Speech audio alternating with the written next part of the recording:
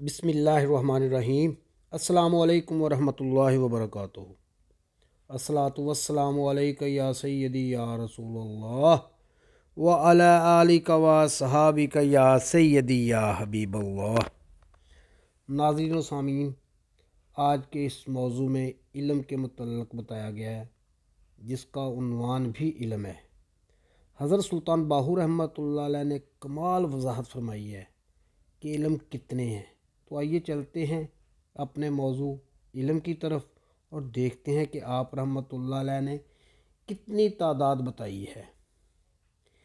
علم عربی زبان کا لفظ ہے، جس کے معنی اس طرح ہیں: معلوم ہونا، دریافت کرنا، تمیز کرنا، فرق کرنا۔ حضرت سلطان باہو رحمۃ اللہ علیہ لفظ علم کے معنی یوں بیان فرماتے ہیں: علم سراسر یادداشت، حساب و شمار است۔ علم تو بس یادداشت اور حساب و شمار ہے۔ آپ رحمۃ اللہ علیہ علم کے معنی اس طرح بھی بیان فرماتے ہیں: علم پیغام است دانستن بیان۔ علم ایک پیغام ہے جس کا تعلق جاننے اور بیان کرنے سے ہے۔ حاصل کیے گئے علم کو تعلیم کہا جاتا ہے۔ انسان کے لیے علم کا حاصل کرنا یوں ہی ضروری ہے جس طرح وجود کے لیے خوراک و پانی ضروری ہوتا ہے۔ علم کے بغیر انسانی عقل و دماغ خالی رہتے ہیں۔ اسی سبب سرکار دو عالم صلی اللہ علیہ وآلہ وسلم کا فرمان عالی شان حضرت سلطان باہو رحمۃ اللہ علیہ اپنی کتاب توفیق الہدایت صفحہ نمبر 18 پر یوں درج فرماتے ہیں: لا فوق بین الحیوان والانسان الا بالعلم۔ انسان اور حیوان میں کوئی فرق نہیں سوائے علم کے۔ انسانی عقل و دماغ میں شعور کی مقدار اتنی ہی ہوتی ہے جتنا اس کے پاس علم ہوتا ہے۔ جس انسان کو جتنا علم حاصل ہو، اس کا شعور اسی مقدار سے اچھا ہوتا ہے اور اس کی سوجھ بوجھ کا معیار اسی پیمانہ پہ ہوتا ہے۔ جس انسان کو جتنا علم ہو، اس کا مقام و مرتبہ بھی اسی سطح کا ہوتا ہے۔ اللہ رب العالمین اپنی لاریب کتاب قرآن پاک میں فرماتے ہیں، پارہ نمبر 28 آیت نمبر 11 سورہ المجادلہ۔ اللہ تعالیٰ کی ذات ارشاد فرماتی ہے: یرفع اللہ الذین آمنوا منکم والذین اوتوا العلم درجات۔ اللہ پاک فرماتے ہیں جو لوگ ایمان لائے اور صاحب علم بھی ہیں، ان کے درجات بلند ہوں گے۔ انسان کی عظمت کا سبب علم ہے۔ انسان کو اشرف المخلوقات بنائے جانے کے اسباب میں ایک سبب علم بھی ہے۔ سرکار دو عالم خاتم النبیین حضرت محمد مصطفیٰ صلی اللہ علیہ وآلہ وسلم پر اتاری جانے والی پہلی وحی کا پہلا لفظ اقرا ہے، جس کے معنی ہے پڑھ۔ اس طرح پڑھنے کی اہمیت و ضرورت کی جانب ہماری توجہ مبذول کرائی جا رہی ہے۔ سرکار دو عالم صلی اللہ علیہ وآلہ وسلم کا ہمارے لیے حکم ہے کہ الطالب العلم لو کان بالصین۔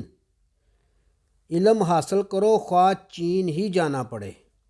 اس حدیث پاک سے علم اور علم حاصل کرنے کی اہمیت و ضرورت واضح ہو رہی ہے۔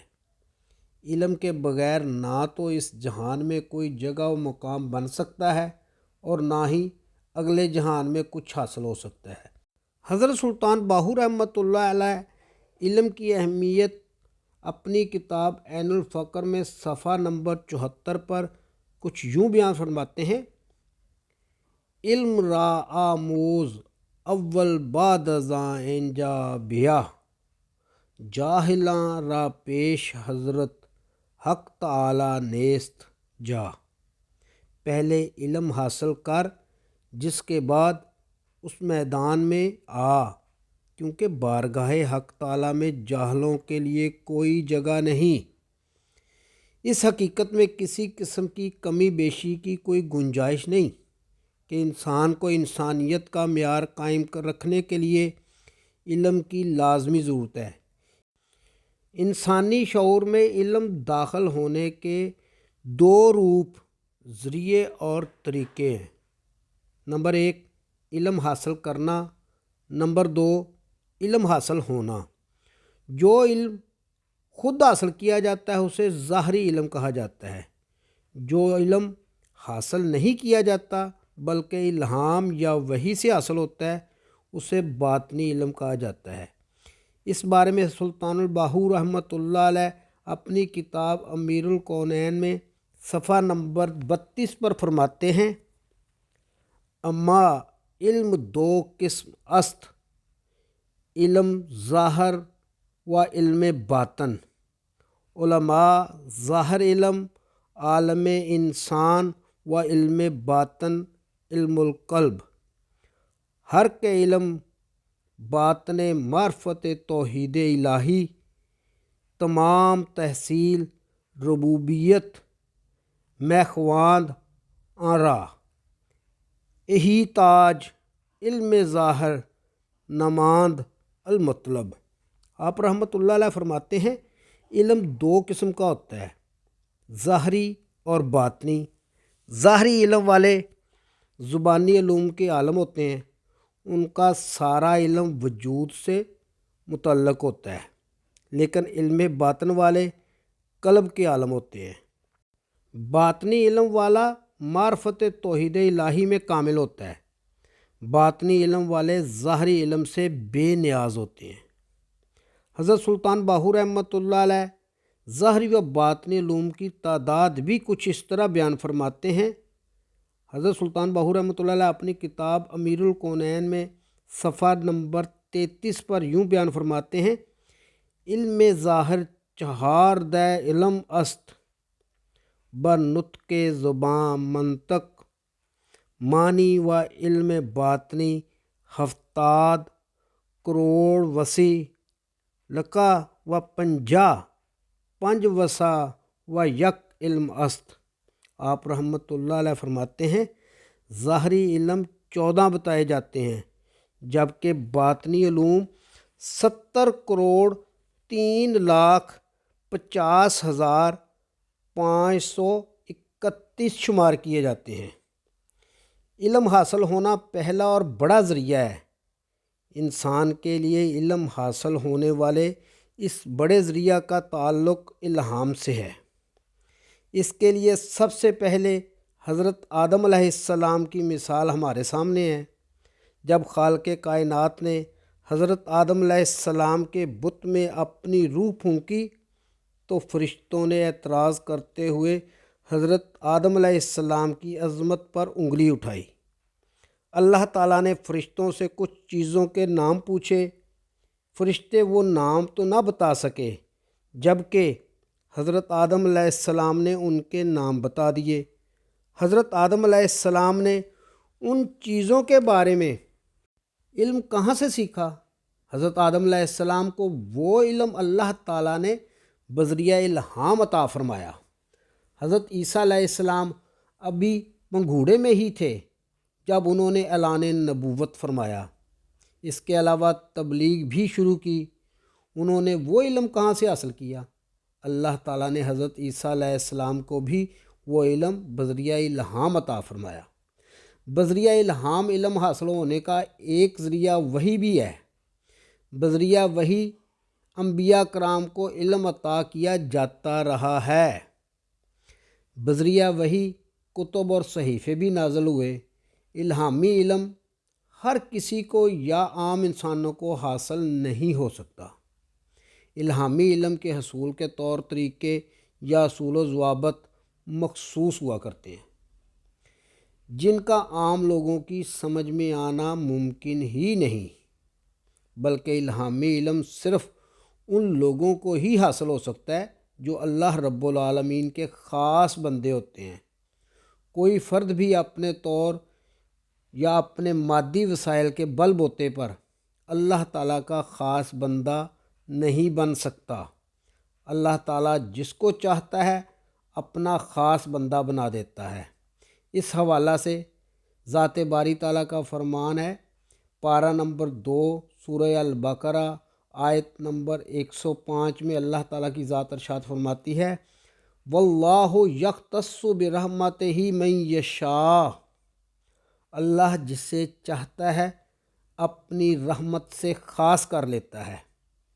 عام لوگوں کو تو علم حاصل کرنا ہی پڑتا ہے۔ عام آدمی کو حصول علم کے لیے درس نصاب، استاد اور امتحان کی لازمی ضرورت ہوا کرتی ہے۔ عام افراد کا معیار تعلیم اور ہوتا ہے، جبکہ خاص کا معیار تعلیم اور ہوتا ہے۔ عام لوگوں کے حصول تعلیم کے مقاصد اور قسم کے ہوتے ہیں، جبکہ خاص کے حصول تعلیم کے مقاصد مختلف ہوتے ہیں۔ عوام اور خاص کے حصول علم کے حوالے سے مقاصد قطعی طور پر مختلف ہوا کرتے ہیں۔ عوام کا نظریہ حصول علم مادی ہوا کرتا ہے، جبکہ خاص اپنے علم کو روحانی مقام و منزلت کے حصول کے لیے استعمال کرتے ہیں۔ سلطان الفقراء حضرت سلطان باہو رحمۃ اللہ علیہ نے علم کے حوالہ سے بہت کچھ فرمایا ہے، جن میں سے آپ رحمۃ اللہ علیہ کے چند فرامین اپنے سامعین کی نظر کرتا ہوں۔ حضرت سلطان باہو رحمۃ اللہ علیہ اپنی کتاب دیدار بخش کلام صفحہ نمبر 18 پر فرماتے ہیں، علم محاسبہ و نفس عدل و حلم بر آمدن از تمامی، جہل و علم ترک و علم خطرات خلل۔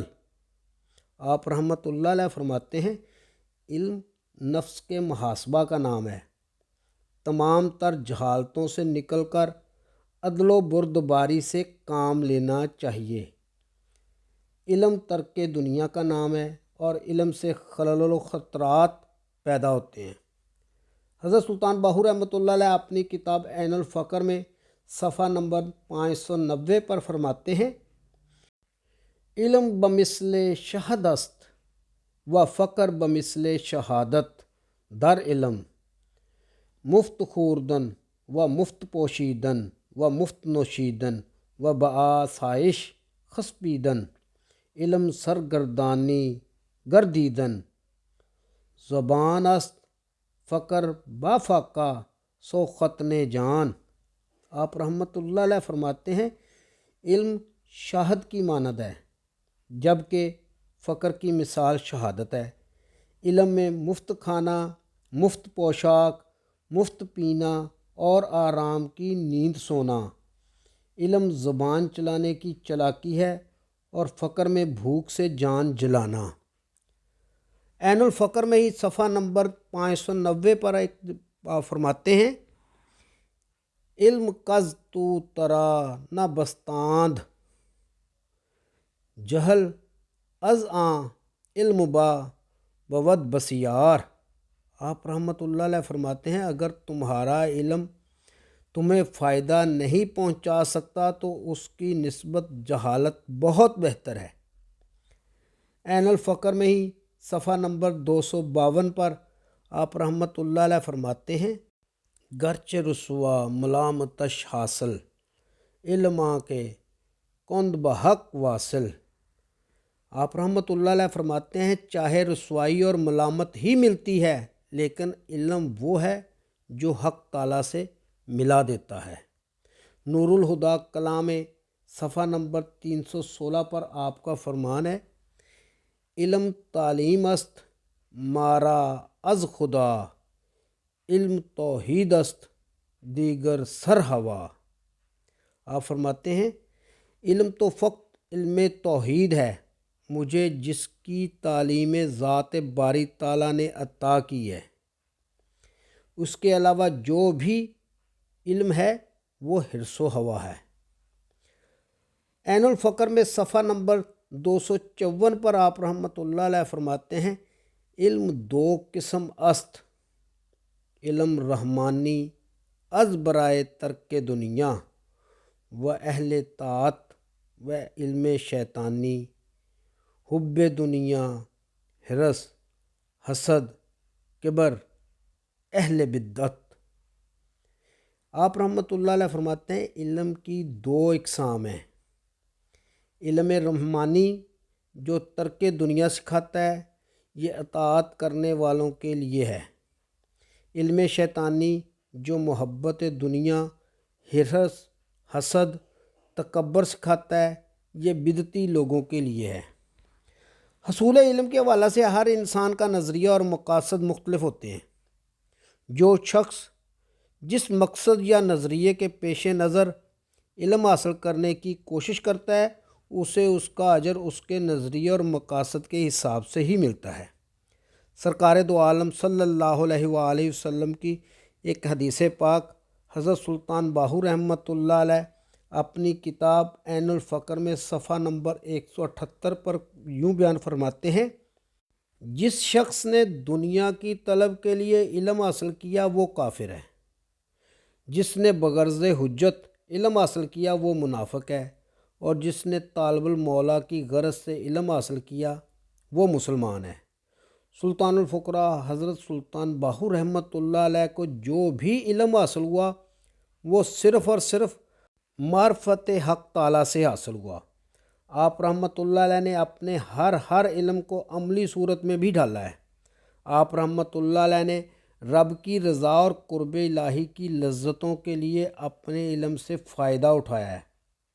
اپنے علم کے استعمال اور اسے عملی جامہ پہنانا کے حوالے سے آپ رحمۃ اللہ علیہ اپنی کتاب نور الہدیٰ کلام صفحہ نمبر 292 پر فرماتے ہیں، میں ہر علم کو زیر عمل سمجھ رکھتا ہوں، میں ہر علم کو معرفت الہی کے حوالہ سے پڑھتا ہوں۔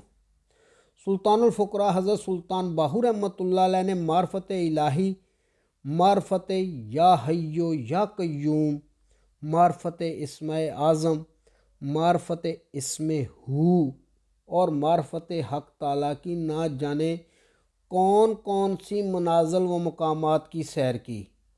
عربی، فارسی، قرآن، حدیث، فقہ، سب کے عالم بعمل عام انسان کی عقل و دانش سے ماورا علم حاصل کیا، لیکن کسی علم کے حصول کی خاطر آپ رحمۃ اللہ علیہ کسی درسگاہ میں نہیں گئے، کسی استاد سے تعلیم حاصل نہ کی، کسی اسکول، کالج یا یونیورسٹی سے کوئی ڈگری حاصل نہ کی۔ یہ تمام تر علم آپ رحمۃ اللہ علیہ نے کہاں پڑھا اور یہ تعلیم کہاں کہاں سے حاصل کی؟